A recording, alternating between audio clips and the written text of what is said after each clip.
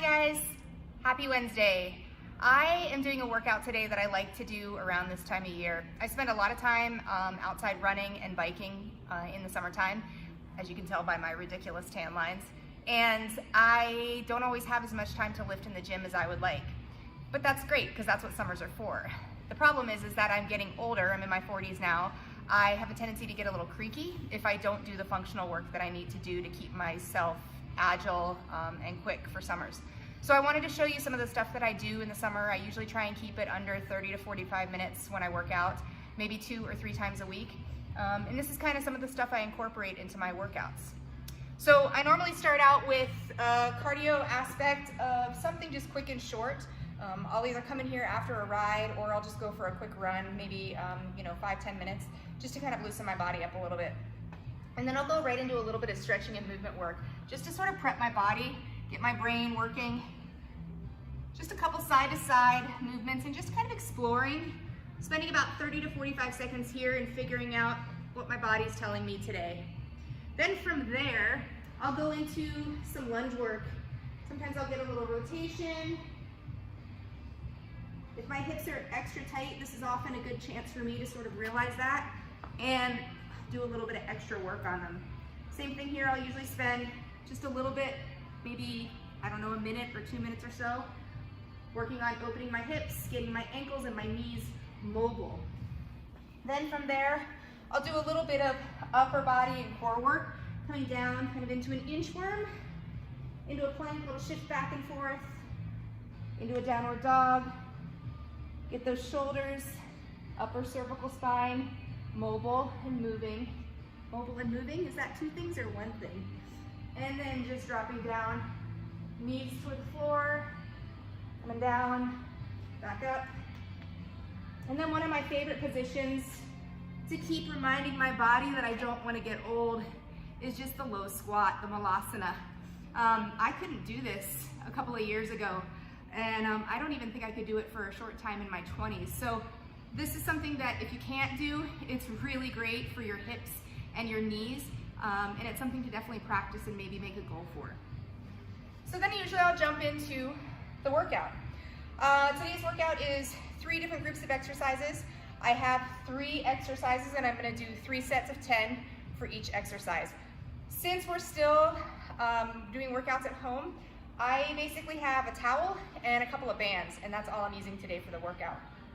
So if you have any sort of a slick area, tile, linoleum, wood floor in your house, just grab 2 maybe hand towels or washcloths, and we're gonna start out with a step back lunge. So I just kind of work into this. This works my balance. It also works a lot of the muscles in my legs that get a little imbalanced when I'm on my bike. I'll do 10 on each side. And I like this because there's no weight to it, so it's a little bit of a stretch and a strength move, all at once.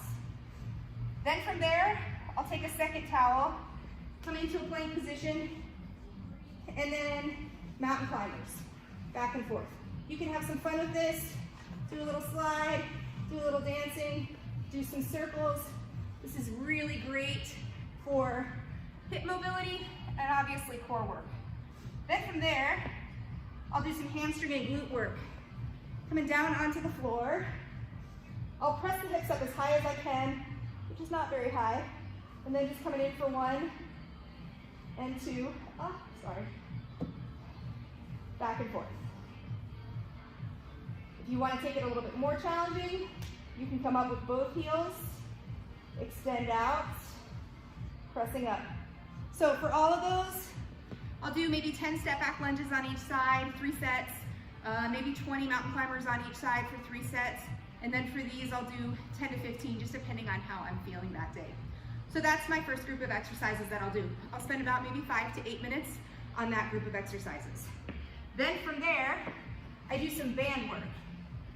I've got 2 separate bands set up, but that's mostly just to videotape so that I can do both of these exercises without having to move a bunch of stuff around.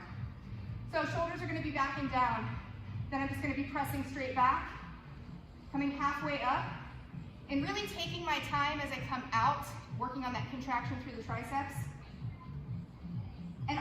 working on sort of my neck, upper shoulder, and upper back work. Just trying to keep stabilized through that whole position and working on my posture a little bit as I do those. Same thing there, I'll do 10 to 12 reps depending on the weight of the band that I'm working with. Then from there, I'll add an ab exercise. I like doing a lot of rotational stuff. It keeps my hips supple, it keeps my thoracic spine open and strong, and it's also good for my abs.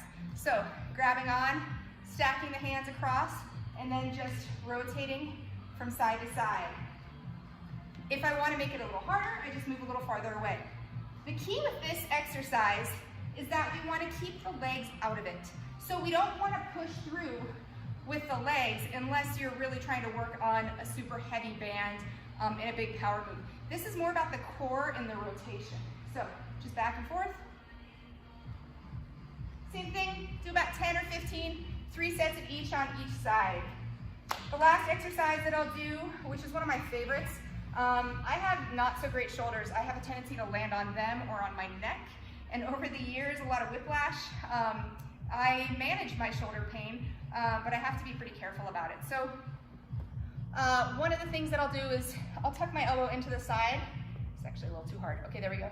And then just rotate out and back. This is a really small movement. We're just trying to use that rear deltoid muscle, that rear shoulder muscle, not a whole lot else. If you find yourself kind of trying to push down or rotate to make the movement big, just think small movements. I'm only moving about 6 inches from left to right. I'll do about 10 on that side, and then I'll come around. Let's see, can I get an angle? Oh yeah, there we go. Chop my head off, but hey, it's okay. Rotating in and out. Okay, so I'll do 3 sets, 10 to 15 on those, and then from there, that's the second group of exercises. The last group of exercises that I'm gonna do is a little bit of abs. So I'm gonna come down to the floor, and I usually, when I do abs, depending on how much I'm doing, I like to do usually a straight ab exercise and a rotational ab exercise. Basically something that's gonna work the front of my core and also the sides of my core separately. So from there, you can either take the hands out to the side or under the hips and then just down, pressing up. If you want to add a little extra, you can hover with the arms and lift the legs. And I'll usually do about 10 of those, really working on kind of lengthening, taking it down nice and slow. And then the other one that I'm gonna do today is the windshield wiper. So taking the arms down by your sides, legs up, and then you're just gonna rotate. And you only want to come as far as you can control from left to right. This is a little ouchy on my back. If I was doing this on my own for a lot of reps, I'd probably put a towel underneath my back or a pad. So I start out with an L shape in my body, trying to keep the legs as straight as possible. My hamstrings are tight, so they don't always like to do that. And then rotating from left, as low as you can go, to right. An added challenge is to take a squishy ball or a tennis ball and try and hold it between your feet, and then just keep that tension the same from side to side. This is another one that's kind of a loaded stretch. So even though I don't have any external weight, I still have that challenge of the lower I go, the harder it becomes. And at the same time, I'm also kind of stretching as I'm loading my core and hip muscles. Well, that's it. Enjoy, and hope you like my workout. Have a great day.